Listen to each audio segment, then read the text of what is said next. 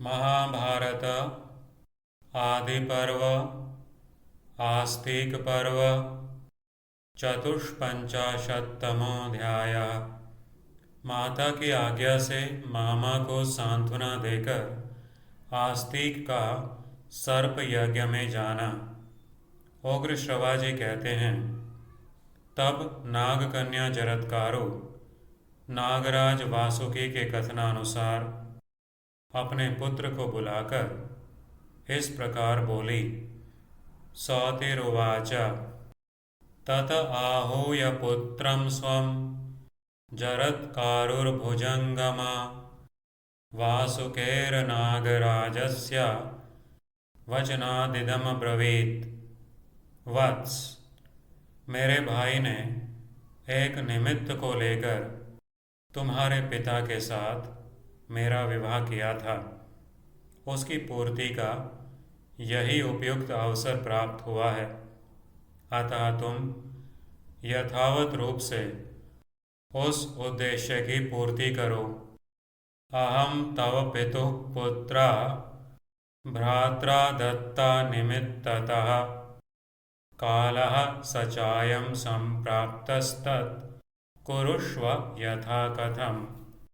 आस्तिक ने पूछा, माँ, मामा श्री ने किस निमित्त को लेकर पिताश्री के साथ तुम्हारा विवाह किया था, वह मुझे ठीक ठीक बताओ। उसे सुनकर मैं उसकी सिद्धि के लिए प्रयत्न करूँगा। आस्तिक उवाच किं निमित्तं मम पितुर्दत्ता त्वं मातुलेन मे तन्ममा चक्ष्वतत्त्वेन श्रुत्वा कर्तास्मि तत्तथा। उग्र श्रवाजी कहते हैं, तदनंतर अपने भाई बंधुओं का हित चाहने वाली नागराज की बहन जरत्कारु शांत चित्त हो आस्तिक से बोली। सौतिरुवाच तत आचष्ट सा तस्मै बान्धवानां हितैषिणी भगिनी नागराजस्य जरत्कारुरविक्लवा। जरत्कारु ने कहा, वत्स, संपूर्ण नागों की माता कद्रु नाम से विख्यात है। उन्होंने किसी समय रुष्ट होकर अपने पुत्रों को शाप दे दिया था। जिस कारण से वह शाप दिया वह बताती हूँ, सुनो। जरत्कारुरुवाच पन्नगानामशेषाणां माता कद्रुरिति श्रुता तया शप्ता ऋषितया सुता यास्मिन् निबोधतत्।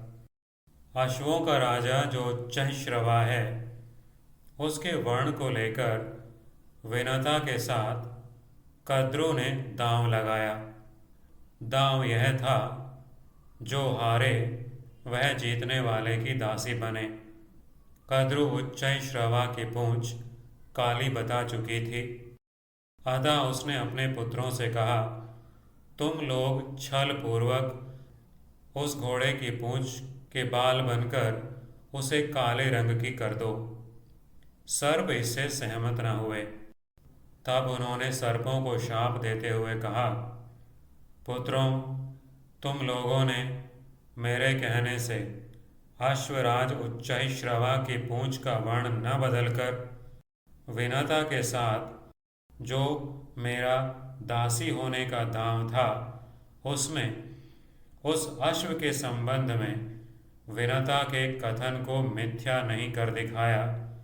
इसलिए जनमेजय के यज्ञ में तुम लोगों को अग्नि जलाकर भस्म कर देगी और तुम सभी मरकर प्रेत लोक चले जाओगे।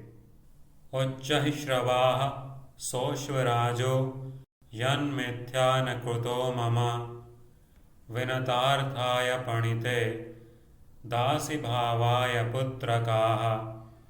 जनमेजयस्य वो यज्ञे दक्षत्यनिलसारथिः तत्र पंचत्वमापन्नाः प्रेतलोकम गमिष्यथा। कद्रु ने जब इस प्रकार शाप दे दिया, तब साक्षात लोक पितामह भगवान ब्रह्मा ने एवमस्तु कहकर उनके वचन का अनुमोदन किया। ताम च सप्तवतीं देवः साक्षाल्लोक पितामहः एवमस्त्विति तद्वाक्यं प्रोवाचानुमुमोद च। तात मेरे भाई वासुकी ने भी उस समय पितामह की बात सुनी थी। फिर अमृत मंथन का कार्य पूर्ण हो जाने पर वे देवताओं की शरण में गए। वासुकिश्चापि तच्छ्रुत्वा पितामह वचस्तदा अमृते मथिते ताता देवान् शरणमीयुवान्।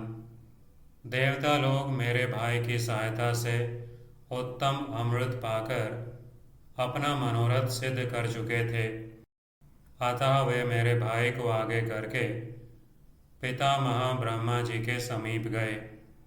वहाँ समस्त देवताओं ने नागराज वासुकी के साथ रहकर पितामह ब्रह्मा जी को प्रसन्न किया। उन्हें प्रसन्न करने का उद्देश्य यह था कि माता का वह शाप सत्य न हो। सिद्धार्थाश्च सुराः सर्वे प्राप्यामृतमनुत्तमं भ्रातरं मे पुरस्कृत्य पितामहमुपागमन्। ते तं प्रसादयामासु सुराः सर्वेऽब्जसंभवं राजना वासुकिना सार्धं शापोऽसौ न भवेदिति। देवता बोले, भगवान, ये नागराज वासुकी अपने जाति भाइयों के लिए बहुत दुखी हैं। कौन सा ऐसा उपाय है जिससे माता का शाप सत्य न हो। देवा ऊचुः वासुकिर्नागराजोऽयं दुःखितो ज्ञाति कारणात् अभिशापः समातुस्तु भगवन् न भवेत् कथम। ब्रह्मा जी ने कहा, जरत्कारु मुनि जरत्कारु नाम वाली जिस पत्नी को ग्रहण करेंगे उसके गर्भ से उत्पन्न ब्राह्मण सर्पों को माता के शाप से मुक्त कर देगा।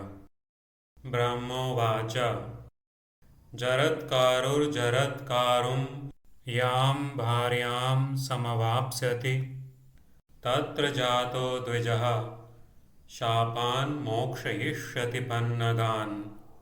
देवता के समान तेजस्वी पुत्र ब्रह्मा जी की वह बात सुनकर नाग श्रेष्ठ वासुकी ने मुझे तुम्हारे महात्मा पिता की सेवा में समर्पित कर दिया। यह अवसर आने से बहुत पहले इसी निमित्त से मेरा विवाह किया गया। तदनंतर उन महर्षि द्वारा मेरे गर्भ से तुम्हारा जन्म हुआ। जन्मेजय के सर्प यज्ञ का वह पूर्व निर्दिष्ट काल आज उपस्थित है। अतः उस भय से तुम उन सबका उद्धार करो। मेरे भाई को भी उस भयंकर अग्नि से बचा लो। जिस उद्देश्य को लेकर तुम्हारे बुद्धिमान पिता की सेवा में मैं दी गई वह व्यर्थ नहीं जाना चाहिए।